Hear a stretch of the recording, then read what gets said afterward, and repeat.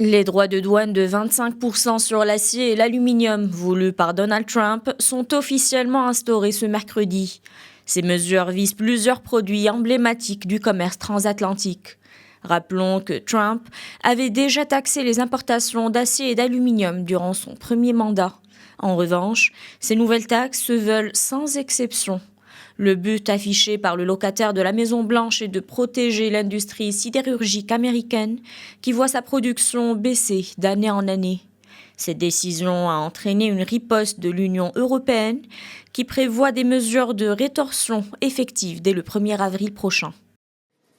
The European Union must act to protect consumers and business. L'Union européenne doit agir pour protéger les consommateurs et les entreprises. Les contre-mesures que nous prenons aujourd'hui sont fortes mais proportionnées.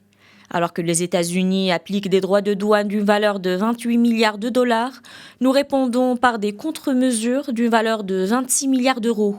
Cela correspond à la portée économique des droits de douane américains. Nos contre-mesures seront introduites en 2 étapes à partir du 1er avril et seront pleinement en place à partir du 13 avril. Entre-temps, nous restons toujours ouverts aux négociations. Nous sommes fermement convaincus que dans un monde marqué par des incertitudes géoéconomiques et politiques, il n'est pas dans notre intérêt commun de faire peser de tels droits de douane sur nos économies. It is not in our common interest to burden our economies with such tariffs. First, as of April, we'll automatically reinstate our current suspended rebalancing measures from... Premièrement, à partir du mois d'avril, nous rétablirons automatiquement les mesures de rééquilibrage suspendues depuis 2018, ciblant 4,5 milliards d'euros de marchandises américaines exportées vers l'Union européenne. Deuxièmement, la Commission prend des mesures décisives en vue de l'adoption d'un ensemble de contre-mesures supplémentaires s'appliquant à 18 milliards d'euros d'exportations américaines vers l'UE.